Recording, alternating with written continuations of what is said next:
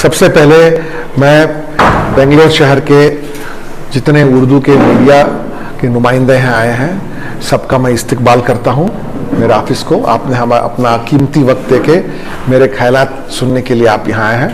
मैं आपका बहुत बहुत शुक्रिया अदा करना चाहता हूं, आपका बहुत शुक्रगुजार हूं। मैं चामराजपेट से भारतीय जनता पार्टी के टिकट पर चुनाव का उम्मीदवार बनके चुनाव लड़ने के लिए चुनाव के मैदान जंग में उतर के आया हूं।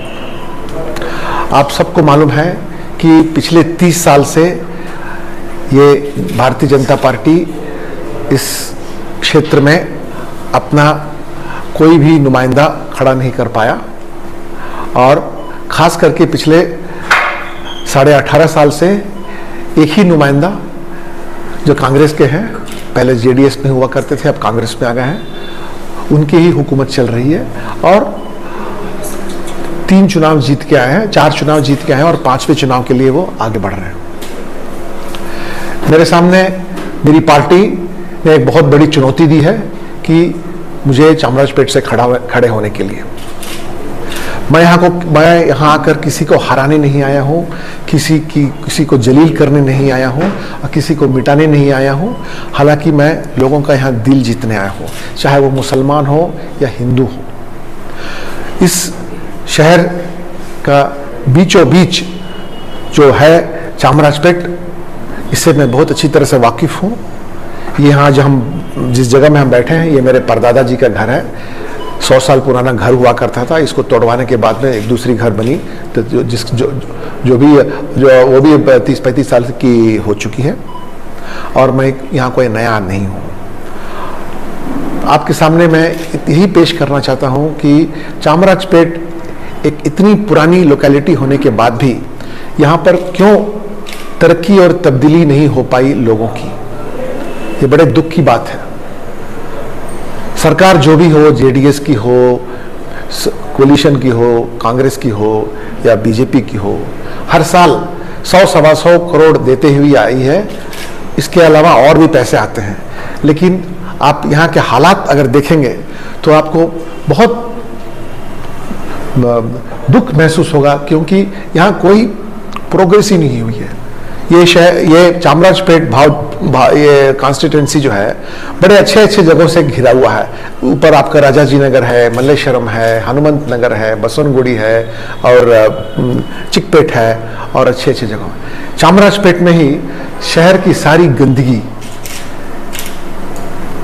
न कोई सफाई, न रास्ते, इतनी गरीबी, और यहाँ की जो गरीबी है ज्यादा से ज्यादा बढ़ती जा रही है। यहाँ तालीम की कोई व्यवस्था नहीं, यहाँ पर सेहत को ठीक करने के लिए कोई व्यवस्था नहीं। कुछ पूछो तो नुमाइंदे बोलते हैं कि आप विक्टोरिया हॉस्पिटल चले जाओ, यहाँ बड़ा अस्पताल है, या अगल बगल के कोई स्कूल में चले जाओ। सबका हक बनता है, हर बच्चे का हक बनता है कि उसको अच्छी तालीम मिले, जो कि यहाँ पर 20-25 साल से किसी को नहीं मिल रही है। यहाँ पर केवल सियासी नजरों से चामराजपेट का इस्तेमाल हो रहा है, वोट बैंक की तरह इस्तेमाल हो रहा है, और पता नहीं इतने करोड़ों रुपए जो चामराजपेट में आए हैं, ये जानना जरूरी है कि गया कहां है पैसा। मैं चामराजपेट के गली गली का दौरा लिया हूं, खास करके इतने गरीब जगह हैं जहां मुझे दुख से कहना पड़ता है कि लोग कीड़े मकोड़े की तरह जिंदगी जी रहे हैं। ये उनका हक नहीं बनता है। इन सबको एक अच्छा फ्यूचर चाहिए। मुझे इसी की सबसे बड़ी वरी है कि इनको क्यों इनको गरीब की तरह रखा गया है। मैं यहाँ के कांग्रेस को हराने नहीं आया हूँ, या कोई यहाँ के नुमाइंदे को हराने नहीं आया हूँ। बस इतना ये लेके आया हूँ कि आपके साथ रह के मुझे एक मौका दीजिए। मुझे तजुर्बा है, लंबी तजुर्बा सरकार में मेरी रह चुकी है, और कहां से क्या काम हो सकता है उससे अच्छी तरह से मैं वाकिफ हूं। और यहाँ के लोगों को सबसे पहले चामराजपेट में क्या चाहिए, जो है चामराजपेट, आजाद नगर, जे नगर, पादरायणपुर और आपका चलुवादी पाल्या, रायपुरम और उसके बाद में सिटी मार्केट, सबसे पहले जो है ना इस जगह की सफाई, करोड़ों रुपया बीबीएमपी में है, लेकिन यहां की सफाई क्यों नहीं हो रही है, इसका आंसर चाहिए। दूसरी बात, यहां सरकारी स्कूल क्यों नहीं चल रहा है? बाकी जगह सरकारी स्कूलें जो है जो चल रही है, लोग बच्चों को उससे तालीम की अच्छी व्यवस्था मिल रही है। यहां पर लोगों को महंगे फीस देके जाना पड़ रहा है, जो नहीं जा पा रहे हैं उनको अपनी तालीम को बंद करके रखा है। मैं गली गली घूम के आया, लोगों को डायबिटीज है, लोगों को अलग अलग बीमारियां हैं, लेकिन उनके पास में पैसे नहीं है उन बीमारियों को ठीक कराने के लिए। वहां एक जो अस्पताल नाम के वास्ते हैं, उनकी इसके लिए पैसा आया है, कागज पर लिखा है कि पैसा खर्च हुआ है, लेकिन कहां खर्च हुआ है? ये सब तहकीकात की जरूरत है यहाँ पर। मतलब यहां जो हुआ है, लोगों के ऊपर बहुत बड़ा जुल्म हुआ है। लोग जिस चीज के हकदार हैं उनको हक नहीं मिला है। मैं पिछले 35 साल पुलिस में रह के, सरकार में रह के, बिना एक भी इल्जाम के बाहर आया हूं। मैं लोगों से केवल एक मौका मांगना चाहता हूं। यहां कहते हैं कि 50% के ऊपर मुसलमानों की आबादी है। हाँ, मैं गैर मुसलमान हो सकता हूं, क्या मुसलमान भाइयों बहनों की हिफाजत नहीं कर सकता हूं क्या? इसी बीजेपी सरकार में मैं शहर का कोतवाल था, शहर का पुलिस कमिश्नर था। मुश्किल दौर में मैं जो 300-400 जुलूसें निकली सीएए एनआरसी के दौरान, सारे मुल्क में हल्ला हंगामा हुआ, गोली चली, लाठीचार्ज हुआ, लोगों का खून खराबा हुआ। बेंगलोर में मैंने मुसलमानों का एक बूंद खून जमीन पर नहीं गिरने दिया। हालांकि बहुत मुश्किल की घड़ी से हम पास हुए थे उस समय। उसी समय खुद्दू साहब दरगाह के सामने मुसलमान भाइयों का एक बहुत बड़ा जुलूस निकला था उस समय। वो अपनी ख्याल पेश करके सरकार को एक मैसेज देना चाहते थे कि हम इससे बहुत नाराज हैं या अपनी नाराजगी जताना चाहते थे। मैं आपको बड़े फख्र से कहना चाहता हूं कि उस दिन भी जो 3.25 करोड़ का, जो 3.25 लाख का जो मजमा शहर के कोने कोने से खुद्दू साहब दरगाह आया, मेरे लीडरशिप के 31,000 पुलिस वालों ने 3-4 दिन मेहनत करके कि एक भी पत्थर कहीं नहीं गिरा, ना एक टायर जला, ना कहीं भी खून खराबा हुआ। और जितने हमारे मुसलमान भाई थे वहां आए, अपने ख्यालात पेश किए, अपनी बातों की चर्चा हुई और सरकार को जो पैगाम भेजना था उस दौर से उन्होंने भेजा और वापस गए। और जितने उलमा इकराम के थे वो सब मेरे ऑफिस आए और उन्होंने मुझे बहुत थैंक्स भी बताया। ये मैंने अकेले ये काम नहीं किया, मेरे सब टीम वाले मिलके किए। जब कोविड का दौरा शुरू हुआ, निजामुद्दीन मरकज से आपके बिरादरी के बहुत सारे हजरत बहुत बाहर से जो आए थे, उनके ऊपर अलग अलग जगह में जोर जबरदस्ती हुई, उनको जलील की गई, उनको मैली आंखों से देखा गया। लेकिन जब बेंगलोर में जो लोग आए थे उन पर भी ऐसा होने वाला ही था। उस समय मैं यहाँ का कमिश्नर होके सीएम साहब को बोला कि उनको जलील करने से सारे मुसलमान को बहुत दिल पर ठेस पहुंचेगा, क्योंकि ये लोग इस्लाम के बहुत पढ़े लिखे लोग हैं। इनको अगर हम चोरों के तरह, डकैतों के तरह इनके साथ हम पेश आएंगे तो कहेंगे तो कुछ नहीं मुसलमान, लेकिन उनको लगेगा कि भाई उनके बड़े बुजुर्गों और उनके हजरतों को हमने बहुत जलील किया करके, उनको अच्छी तरीके से बातें उनके साथ करके हज भवन में उनको भेज के उनको अलग से आइसोलेट करके, किसी का दिल पर किसी को ठेस पहुंचने का मौका नहीं दिया मैंने। कोविड के दौरान भी और सीएए के दौरान भी जहां भी किसी भी तरह की फिरका परस्ती बातें, दरार खड़ा करने की बातें आया करती थी, उस समय मैंने जी जान लगा के इंसानियत को ऊपर रखते हुए सबको अपने ताकत अनुसार समझा के शहर में अमन कायम रखा। और यही मैं बड़े फख्र से कहना चाहता हूं आप सभी के सामने। और जब एक पुलिस वाले की तरह मैं आप आपका इतना सेवा कर सकता था, आपका मैं नुमाइंदा बन के आपके लिए मैं और बहुत कुछ कर सकता हूँ। मैं किसी को जलील करने नहीं आया हूँ, न किसी को हराने आया हूँ, बस आपका दिल जीतने आया हूँ। और मेरे समय में बहुत सारी मुसलमान लड़कियां जो पुलिस में थी, उनको भी अच्छे अच्छे डिप्टी कमिश्नर का पोस्ट, एसीपी का पोस्ट मैंने मांग के दिलवाया। मैं सीएम साहब को बोला, हालांकि बीजेपी सरकार भी थी उस समय, नाम नहीं लेना चाहता हूं, लेकिन तब भी जो मुसलमान लड़कियां थी वो डीसीपी के पोस्ट पर 2 लड़कियां थी, यहाँ पर 3 लड़कियां एसीपी के पोस्ट पर थी। इससे क्या होता है कि मुसलमानों को भी एक हौसला मिलता है कि चलो हमारे पढ़े लिखे लड़कियों को एक सरकार ने एक अच्छा मौका दिया, सरकार ने भी अच्छा नाम लिया, और मुसलमान बच्चे बच्चियों में भी एक तरह का प्राइड आया कि अगर हम तालीम हासिल करें तो हम भी उस तरह से अफसर बन सकते हैं करके। मैंने कोई बहुत बड़ा चीज नहीं किया, इन छोटी छोटी चीजों से आम मुसलमान का दिल जीतने का कोशिश किया और मुझे बहुत प्यार मिला। जब भी मैं कहीं हुसैन डे का सेलिब्रेशन हो, वहां जाके सभी को ही बोला करता था कि मेरे दरवाजे हमेशा खुले हुए हैं, आप बिना सिफारिश के मेरे साथ आके मिल सकते हैं। बहुत से लोग आए मुझसे मिलने के लिए। अपनी छोटी मार्केट के जामिया मस्जिद में, जामिया मस्जिद में एक बार नहीं, मैं बहुत बार गया। और जामिया मस्जिद के जो वो हजरत हैं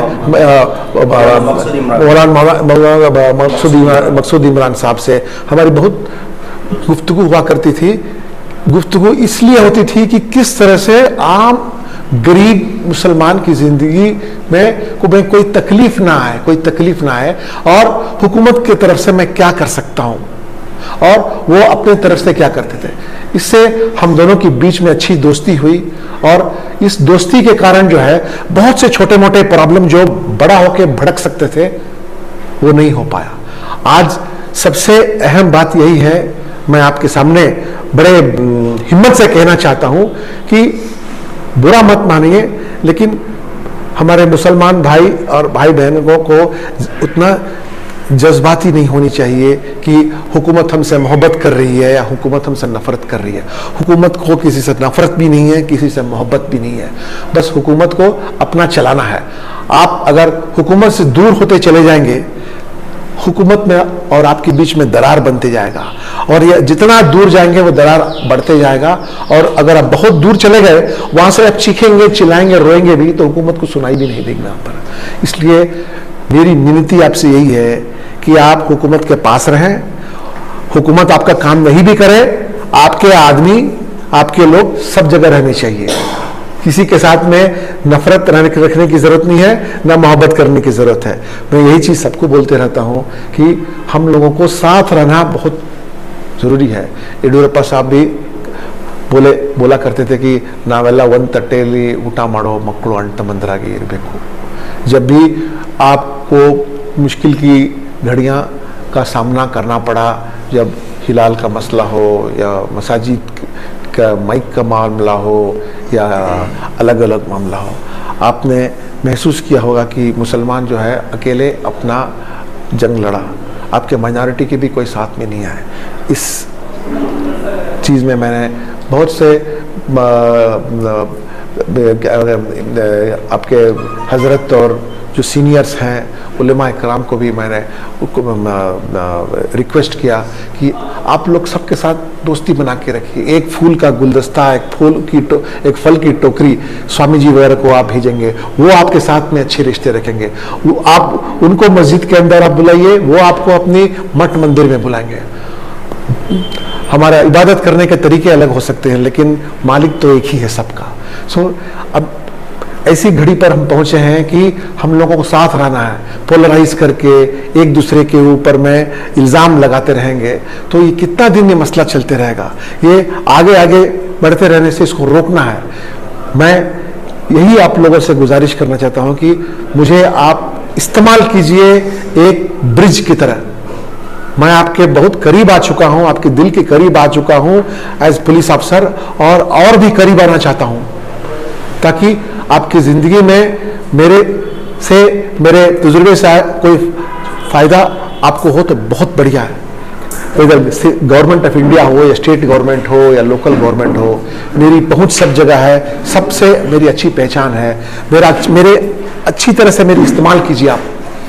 मैं आपकी जुबान भी बोल सकता हूं, आपको समझ सकता हूं, और जहां तक हो सके आप लोग सबके साथ में रह के आपके साथ में नजदीकियां बनाना चाहता हूं। मैं आपसे यही विनती कर रहा था कि कोई एक पार्टी लेके मैं इस पार्टी से हमारी नफरत है, इस पार्टी से हमारी मोहब्बत है, ये पार्टी हमारे साथ है, ये हमारे साथ नहीं है करके ये ना बनाएं। आपके सामने खड़े हुए नुमाइंदे का कैरेक्टर देखें, एजुकेशन क्वालिफिकेशन देखें, पिछले की हिस्ट्री देखें। यानी कि सर ये 3 साल से तीन टर्म से एमएलए थे, कांग्रेस के एमएलए थे, तो डेवलपमेंट वर्क नहीं हुआ कि क्या वर्क होना था वो नहीं हुआ। आप देखिए चामराजपेट जो है एक अपाहिज बच्चे की तरह है घर में। चामराजपेट जिस तरह की तरक्की कर सकता था कर ही नहीं पाया। अगल बगल के रास्ते देखिए, जयनगर के देखिए, राजाजी नगर का देखिए, क्यों चामराजपेट को वो नहीं मिल सकता है। आप चामराजपेट का वार्ड में कम से कम कुछ तो खुशहाली है, लेकिन अगर आप अंदर जाएंगे, आप कभी सुबह 6 बजे सिटी मार्केट में जाके देखिए, इतनी गंदगी। वहां का जो मटन मार्केट है, वहां आप अगर आपका खस्सी वहां कट रहा है, आपको दिल भी नहीं करेगा कि उस खस्सी को आप खाएंगे करके। और वहां का फूल का मार्केट देखिए, इतनी गंदगी में लोग कैसे वहां रह सकते हैं करके। क्या ये साफ नहीं हो सकता है? क्या किसी ने मना किया साफ करने के लिए? ऊपर वाला हम सबको एक मौका देता है जिंदगी को सुधारने के लिए। हमको वो मौका पकड़ के अपनी जिंदगी में सुधार लानी चाहिए। इतनी गरीबी में आप गरीब पैदा हो, गरीब की तरह रह रहे हो, गरीब की तरह आपकी और फिर गरीबी छोड़ के जा रहे हो। मेरी तमन्ना यही है कि जो गरीब की तरह पैदा हुआ है उसको गरीब की तरह मरना नहीं चाहिए, क्योंकि आज की तारीख में इतनी मौकाएं सबके सामने हैं कि हम किसी न किसी मौके को पकड़ के जो डेवलपमेंट का बस है वो बस के ऊपर चढ़ जाना चाहिए। इसलिए मैं आप सबसे यही विनती करना चाहता हूं और गुजारिश करना चाहता हूं कि जो आजकल अखबार में देख रहे हैं कि भाई चामराजपेट में तो केवल हिंदू मुस्लिम का मामला है वो, और ये मामला को इस तरह से ना देखें। मुझे आप अपने नुमाइंदे की तरह साफ नज़रों से देखें और मुझे इस अपने तजुर्बे से बहुत कुछ करने का मुझे मौका मिल सकता है। सो आपसे यही कहना चाहता हूँ कि दूरियां को कम करके नज़दीकियां बनाएं और आने वाली पुश्ती के लिए बच्चों के वास्ते तालीम, सेहत और नौकरी के मौके हम बनाएं, और इन सब से हम ये करने के लिए आपके सामने मैं ये पेश करने के लिए आऊँ। सर आप तो एक अच्छे उम्मीदवार हैं, आपकी शक्ल बहुत अच्छी है और आपकी कदर जो है मुसलमान भी करते हैं, लेकिन यहाँ के जो एमएलए हैं वो स्टेट के बड़े लीडरों में शामिल शुमार किया जाता है और वो हिंदू मुसलमान सबको जो है एक साथ लेकर इसको जो है चामराजपेट में तीसरी मर्तबा या चौथी मर्तबा वो जीत हासिल करने जा रहे हैं। तो कैसे ये दोनों उम्मीदवारों का कैसे देखते हैं? जमीर अहमद खान साहब के ताल्लुक से आपके मैं तो पहले ही बता दिया कि यहाँ पर काम करने के लिए बहुत सी सारी चीजें हैं। एक नुमाइंदे को 20 साल कोई कम समय नहीं है और पैसे की भी यहाँ कोई कमी नहीं रही है। और यहाँ जो बड़े बड़े डेवलपमेंट के पैसे गए हैं, जनता जानना चाहती कि ये पैसे गए कहाँ। और जो आम आदमी यहाँ का है वो IMA का हो, एम्बिडेंट का हो, पैसा खो चुका। नुमाइंदा का फर्ज बनता है कि ये पता करने के लिए कि गरीब के पैसे गए कहाँ और ये पैसे कैसे लौटा सकते हैं। आप वही देखिए राघवेंद्र बैंक का जो घोटाला निकला, वहां पर नुमाइंदे ने इतना प्रेशर डाला कि जितना पैसा गया था उससे ज्यादा पैसा रिकवर हो गया है। लेकिन दुख की बात यहां है कि जो पैसा गया सो गया, गरीब जाएगा कहां। और अभी भी इतने लोग इस तकलीफ में हैं और गरीबी इतनी है। आप कह रहे हैं कि वो बड़े अच्छे रिश्ते बना के रखे हैं हिंदू और मुसलमानों के बीच में। गरीबों का मसीहा भी उनको कहा जाता है। बहुत बढ़िया, बहुत खूब। अगर वो गरीबों का मसीहा है तो फर नोट बांट देने से 25-30 लोगों का आप गरीबी नहीं हटा सकते हैं। आपको इंफ्रास्ट्रक्चर बनानी है, आपको स्कूल बनानी है, अस्पताल बनानी है। लोग किसी उनके घर के सामने जाके नोटों के बंडल लेके कोई गरीबों का फरिश्ता नहीं बन सकते हैं।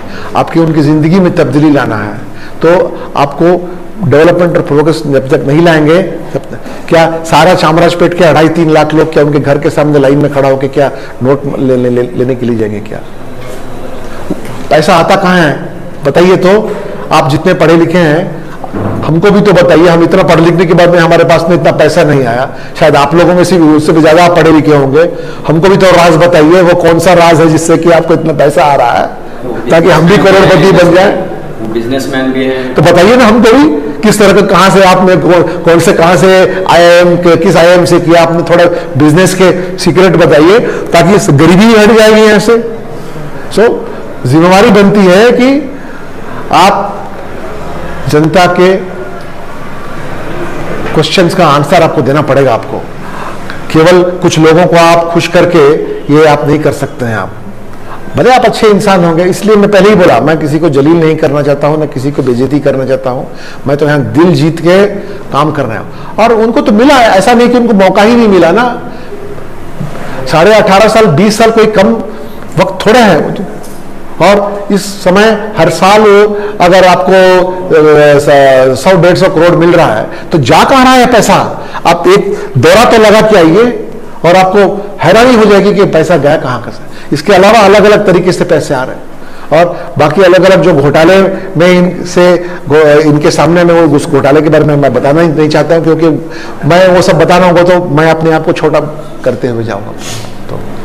तो अभी एक सवाल ये है सर के, खैर आप ये तो अपनी बात है, लेकिन बीजेपी ने जिस अंदाज में अपने मैनिफेस्टो उठाए हैं, चाहे वो यूनिफॉर्म सिविल कोड हो, चाहे बनाने का जो पुलिस लेवल पर, ये सब बातें जो है कहीं ना कहीं माइनॉरिटीज के इंटरेस्ट के खिलाफ जा रही हैं। तो इस पर कैसा कहीं पर भी मेरा यही कहना है कि अगर किसी भी ग्रुप का इंटरेस्ट को धक्का लग रहा है तो इसका मतलब यह है कि उस ग्रुप का नुमाइंदा वहां नहीं है, उसकी गैर मौजूदगी से ये सब हो रहा है। अगर वो मौजूद रहता तो आवाज उठा के उस चीज को रोकता। तो मैं आपसे यही कहना चाहता हूं सभी लोगों, आप सभी लोगों को, वो बीजेपी हो या कांग्रेस हो या जनता दल हो, किसी पार्टी से मोहब्बत भी मत करो, नफरत भी मत करो, उस पार्टी में आप रहो। और जो पार्टी अपने आप को दुनिया की सबसे बड़ी पार्टी बताना चाहती है, अगर आप उस पार्टी के हिस्सा नहीं बन रहे हो, पार्टी का भी नुकसान है और आपका भी नुकसान है। बिरादरी के जो पैसे वाले लोग हैं उनका कोई नुकसान नहीं होगा। थोड़ा हटके तो देखो, आपके जो बिरादरी के जो गरीब हैं उनको इसका ठेस पहुंच रहा है।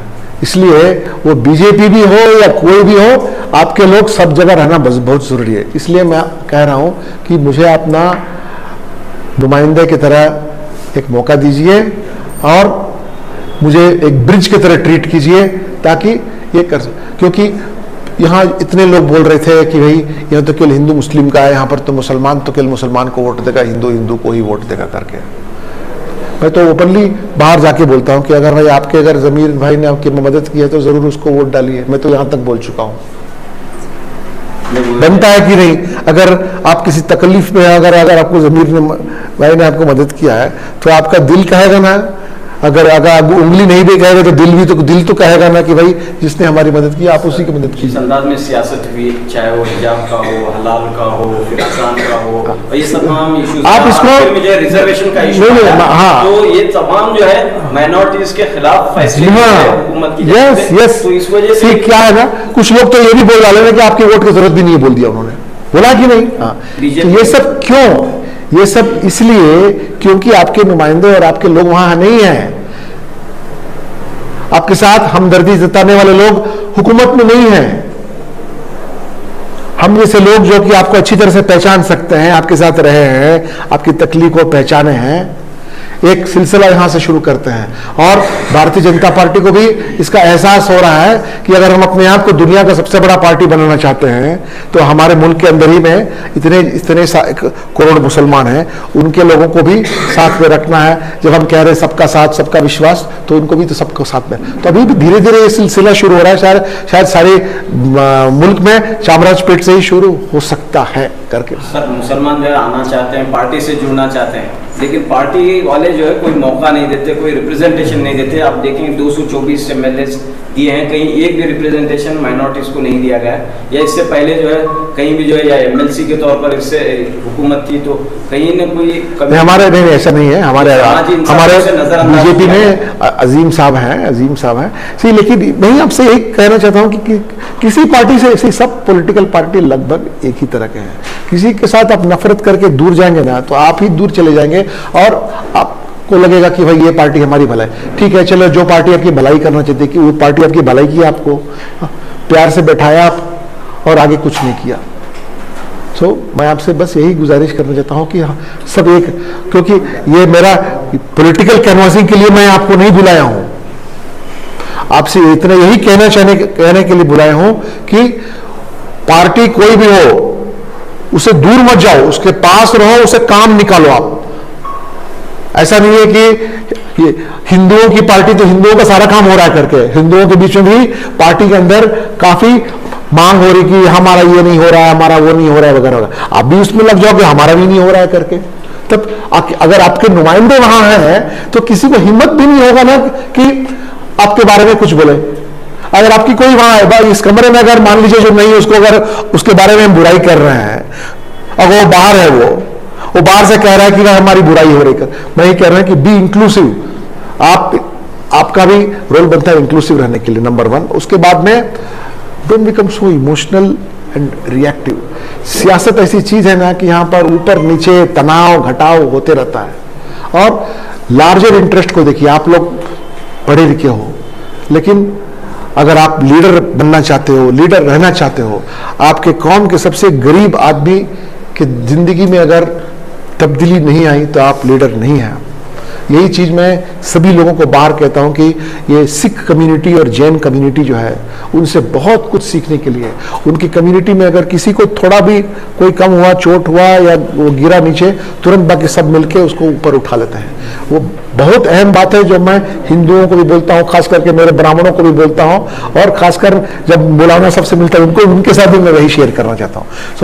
आज के प्रेस मीट के जरिए से मैं इतना ही बताना चाहता हूँ कि हुकूमत कोई भी पार्टी का हो,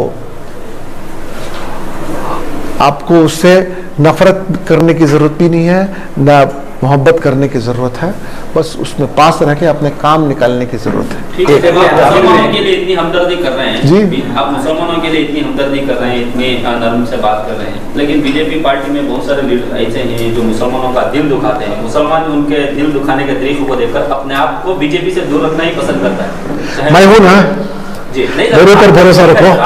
धीरे धीरे सब जगह चेंज आ रहा है, धीरे धीरे चेंज आ रहा है। क्या है ना कि ये इतनी बड़ी मुल्क को चलाना है और आगे बढ़ के लेके जाना है, आपके बिना नहीं हो सकता, सबकी जरूरत है यहाँ पर।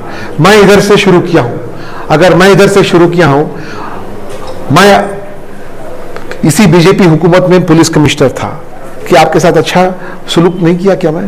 क्या मैंने भी कोई पॉलिटिशियन की तरह किया?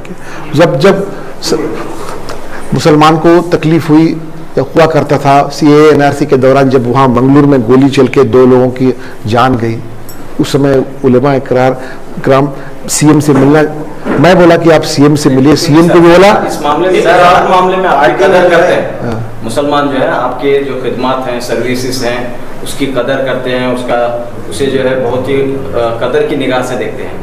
लेकिन ये बात कही जा रही है कि भास्कर राव साहब ने सिर्फ इसलिए बीजेपी ज्वाइन की कि उन्हें टिकट मिला, इसलिए वो बीजेपी में आ गए, हालांकि वो बीजेपी के नजरियात पर वो नहीं है।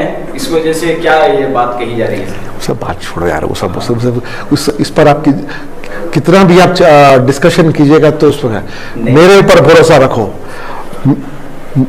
मुझे आप लोगों ने बड़े करीब से देखा है, दूर से नहीं देखा है, बड़े करीब से देखा आप लोगों ने, और किस तरह से आपकी रोजमर्रा की जिंदगी, खास करके सीए एनआरसी और कोविड के दौरान मैं आपके साथ कैसा सलूक किया आपने देखा है।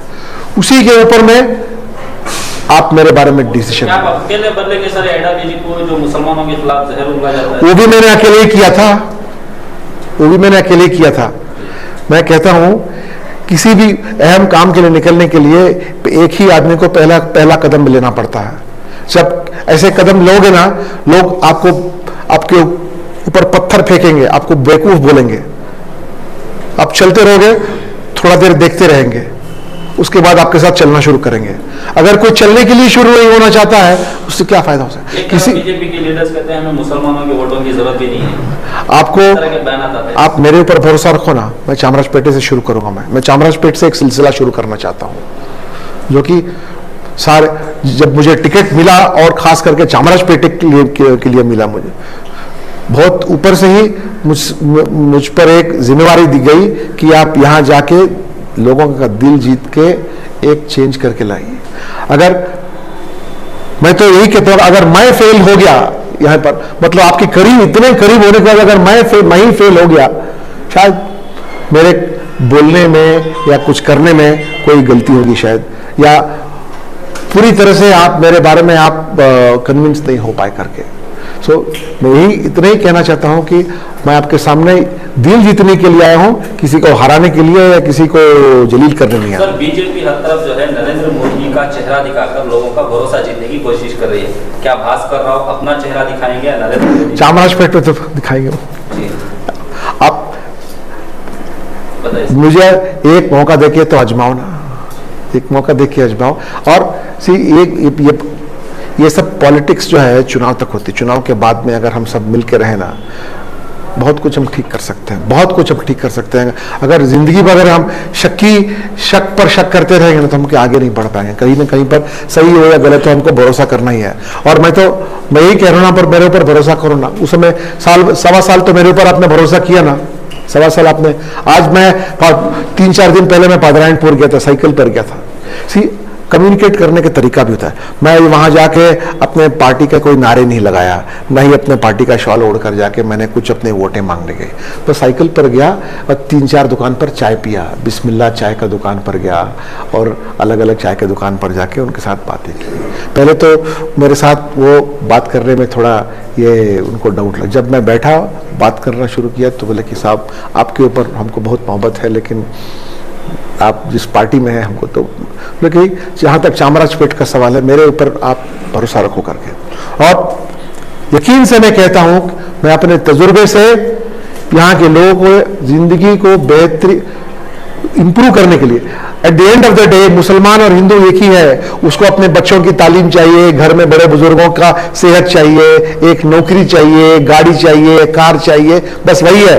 बाकी इबादत तो अलग अपने करते रहता है। ठीक है सर, आप लोगों को कन्विंस करने के लिए इतनी दिक्कत हो रही है, आपको नहीं लगता आप गलत पार्टी चूज कर ले? अगर दूसरी पार्टी को भाई, आपकी सोच है, कन्विंस करने की जरूरत भी नहीं पड़ती थी। मैं यहाँ आके अपनी वकालत कर रहा हूँ, मैं अपनी वकालत कर रहा हूँ, क्योंकि कुछ लोग कह रहे हैं कि भाई आपने हिंदू मुस्लिम का मसला। मैं कहता हूँ हिंदू मुस्लिम चीज को भूल जाओ, पहले हम दरार भरते हैं। मैं ना हराने आया हूँ ना जलील करने आया हूँ, आपका दिल जीतने आया हूँ करके।